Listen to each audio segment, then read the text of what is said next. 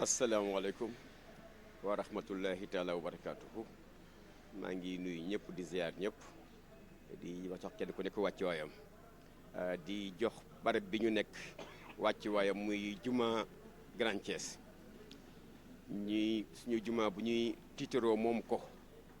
xam ne suñu lépp si duñu ne fi dañ koy defee. maa ngi gërëm waa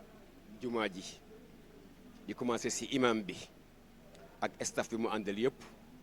bi ñu permettre tey ñu ñëw fii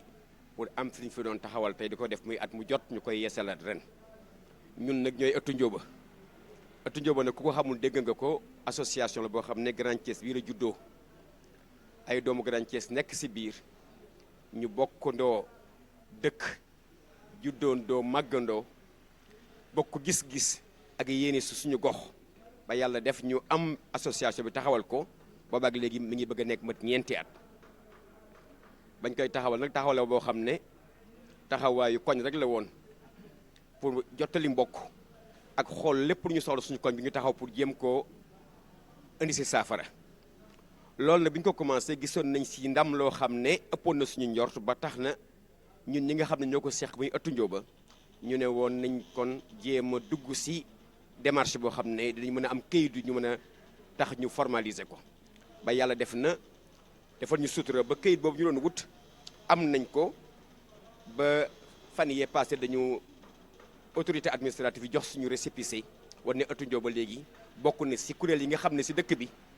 lépp lu ñuy defati da si am baat na si bokk si biir. récépissé baa ngi nekk numéro 029 018 bu ñu jox si semaine yee passé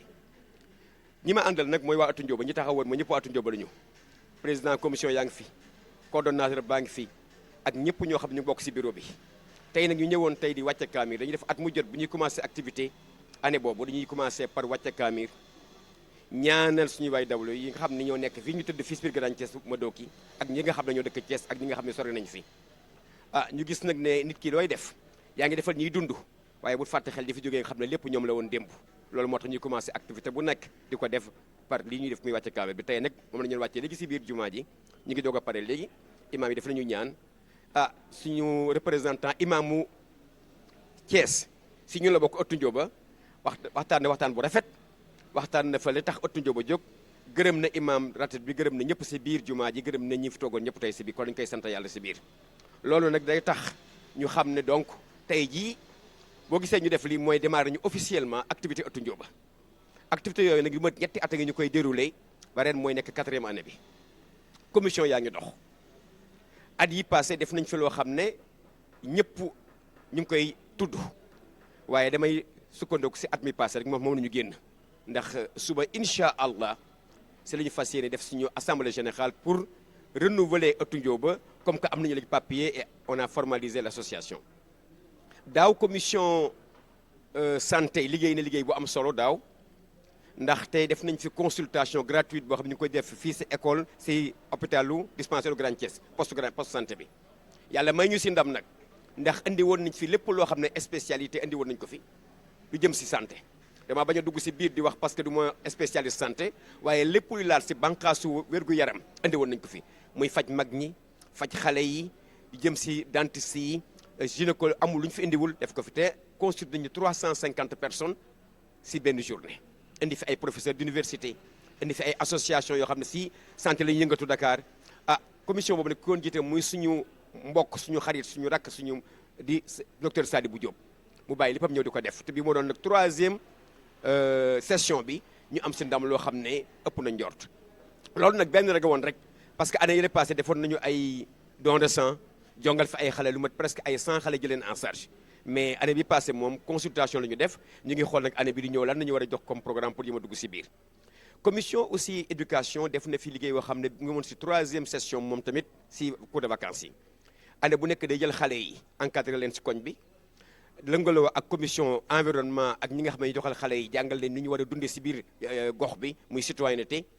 ñu jël xale yu bëri encadré leen li commencé si école élémentaire ba si école moyen secondaire. ren nag am nañu ay professeurs yu bëri yu ñëw bokk si rek Grand Thiès ay maîtres yoo xam ne ñu ngi si biir ëttu njóoba bokk si ñoo ko jël en charge ren rek jël nañu lu mat presque 300 élèves yoo xam ne xale encadré nañu leen jël nañu lu si ñëpp ñu jox leen ay cadeau jox leen ay kayit dimbal leen ba bu école ubbee ñu seen papa yi mën a noppalu ko ak seen yaay yi ba du ñu am ay fournitures yu war a jënd.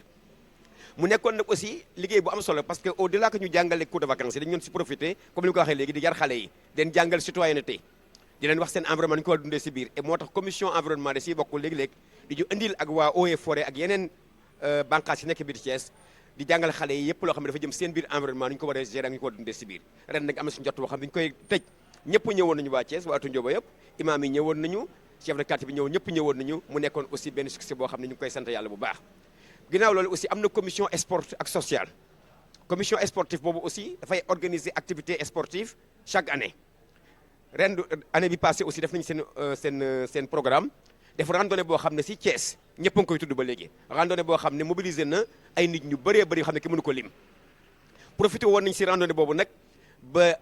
delloowaat njukkal ñi nga xam ne ñu àndoon ak ñu liggéey si Atu Njóoba yàlla jëlee leen fi ak ñi nga xam ne dañu nekkoon si koñ bi nekk ay mag am ñu liggéey si dëkk bi ba ñëpp leen tudd noonu lañu jëloon suñu xarit ku ñuy wax Seydi Ba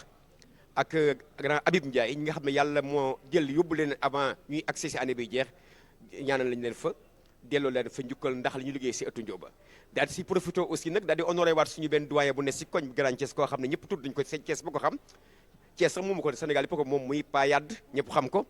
mu def fi liggéey boo xam ne bu mucc ayib la fii si biir Thiès te ñi taxaw sama ginnaaw ñëpp xam ne ñoo mën a dàq wax si moom parce que ñoom ñëpp ku si formé tey si sport si moom la jaar si loxoom ñu njukkal ko nag jox ko ay njukkal yoo xam ne ñëpp rafetlu nañ ko moom it mu ñëw fa ak njabootam ñu ànd ak moom def randonnée boo xam ne mucc na ayib ba ñëpp a ngi ko coow ba léegi si biir commission organisation aussi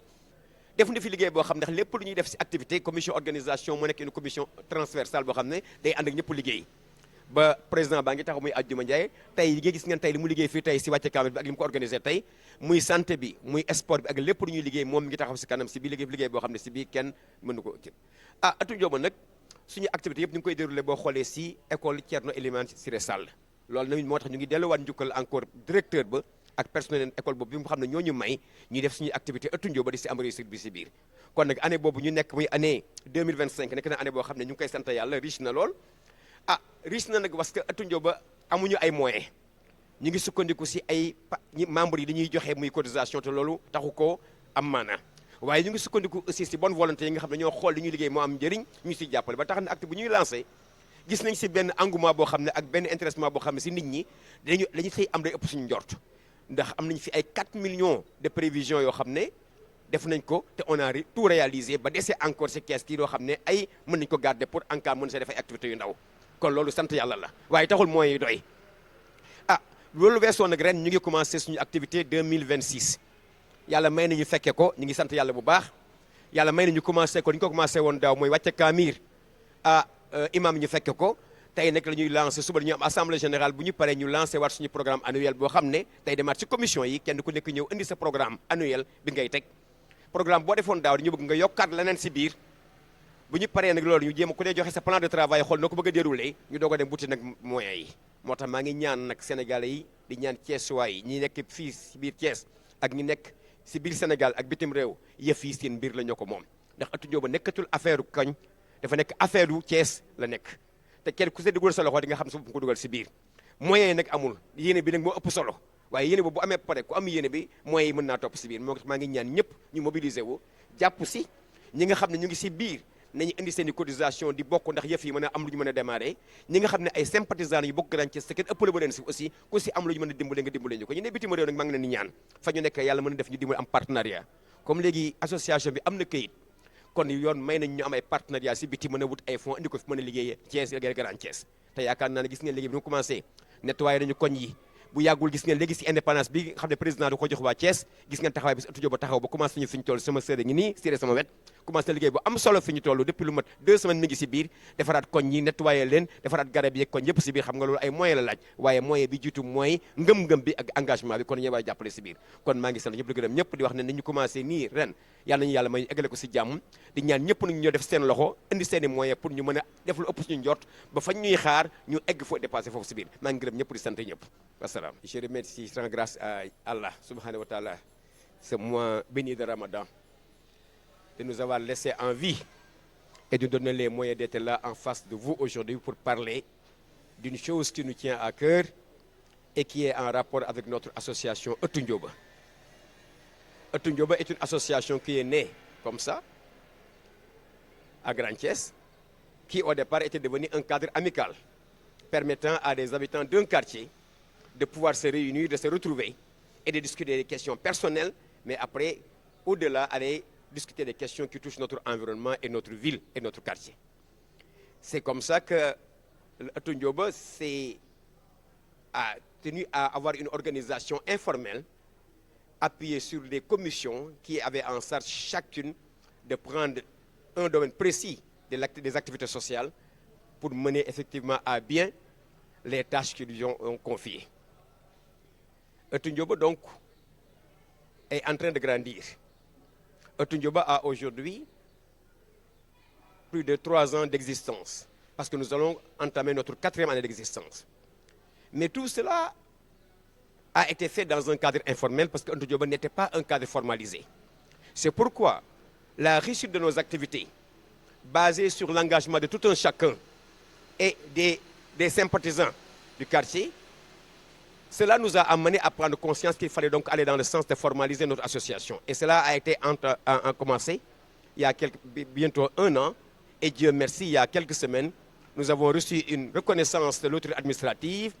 et qui nous permet aujourd'hui de formaliser notre association avec un récépissé et un numéro qui nous permet aujourd'hui d'être formés et de pouvoir travailler en parfaite légalité et en phase avec les textes qui organisent toute association. C'est ainsi que Ëttu Ndioba, chaque année,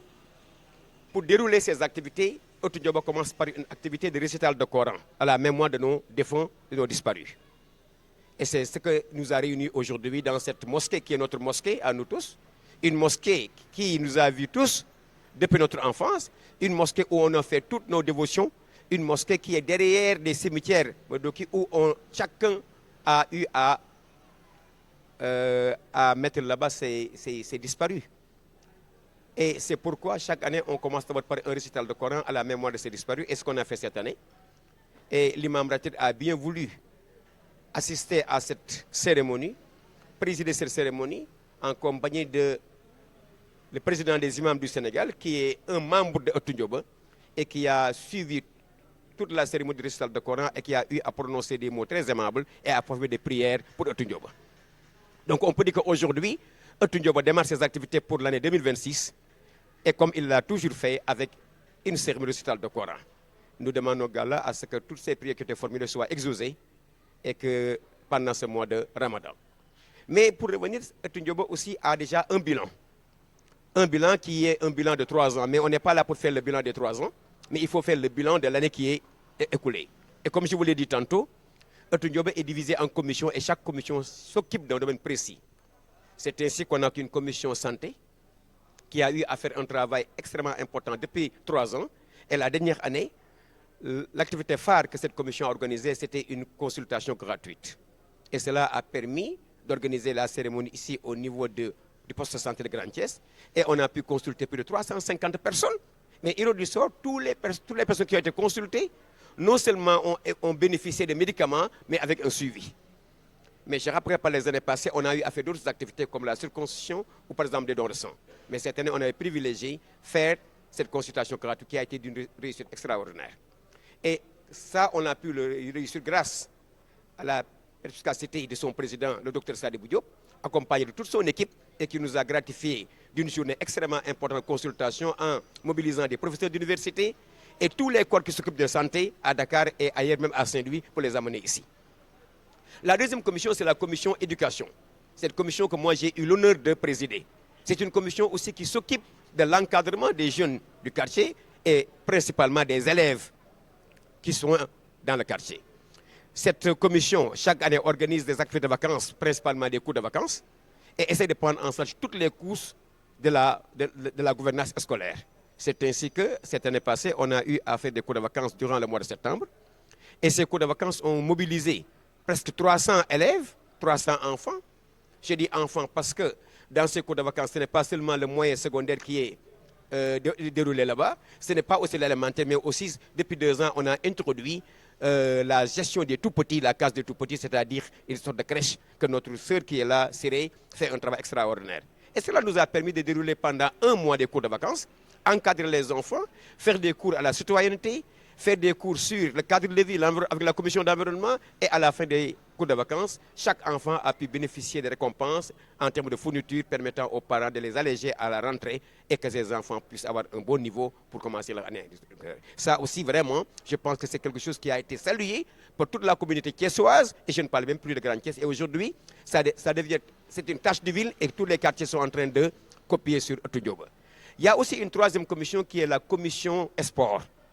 Cette commission aussi mène des activités sportives chaque année et la dernière, l'année 2025, a eu une cérémonie de randonnée pédestre qui a mobilisé une foule immense et qui a permis à l'occasion de magnifier non seulement les activités de cette commission, mais de rendre hommage à nos disparus, notamment des gens qui étaient parmi nous, qui étaient membres de Ëttu Ndiobé et que Dieu a arraché à notre affection. Et c'est pourquoi on a rendu hommage, on a prié pour deux de nos amis. Il s'agit de Sidi Dieyba et de Habib Ndiaye. Mais on en a profité aussi pour rendre hommage à des figures emblématiques de ce quartier. Et cette année, on avait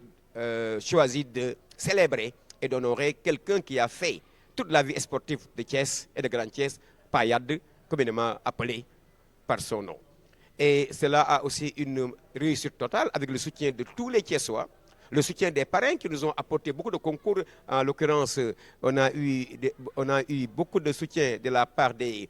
la société civile, notamment avec le mouvement Thiès d'abord, qui nous a appuyés pour la réussite de cette organisation. Et ça a été aussi une réussite parfaite avec des cadeaux qui ont été donnés aux parrains et éventuellement et des hommages qui ont été rendus aux familles aussi de ces disparus. Mais il y a aussi la commission organisation que gère mon ami qui est là, Adjouma Ndiaye, une commission importante, transversale, qui est dans toutes les organisations des commissions. Et là aussi, c'est l'occasion pour saluer le travail qui a été abattu par Adjouma Ndiaye. Moyens très limités, mais engagement total. Et aujourd'hui, il n'y a aucune faille dans l'organisation de ces commissions-là en termes d'activité. Mais nous avons aussi une commission sociale qui est à côté, qui permet de s'intéresser à tout ce qui touche l'aspect social du quartier et d'informer Ëttu Ndiobé pour pouvoir intervenir en termes d'aide ou en termes de secours. On est en train de le faire. Mais tout cela, si on l'a réussi, c'est d'une part sur l'engagement personnel des membres de Ëttu Ndiobé et quelques sympathisants qui ont commencé par leur cotisation à prendre en charge ces activités, des cotisations modestes, mais soutenues par un engagement ferme. Mais on a aussi le soutien des bonnes volontés, comme je l'ai dit tantôt, des bienfaiteurs qui nous ont aidés chaque fois qu'on lance une activité à nous apporter le soutien qu'il faut. Parce que souvent, il nous arrive de faire un programme, mais on n'a pas les moyens au départ pour les réaliser. Mais Dieu nous aide très souvent avec les bonnes volontés. Avant d'arriver au démarrage du programme, on a mobilisé des fonds qui permettent de réussir. Et c'est pourquoi je lance un appel. Ëttu Ndiobé n'est plus ce cadre informel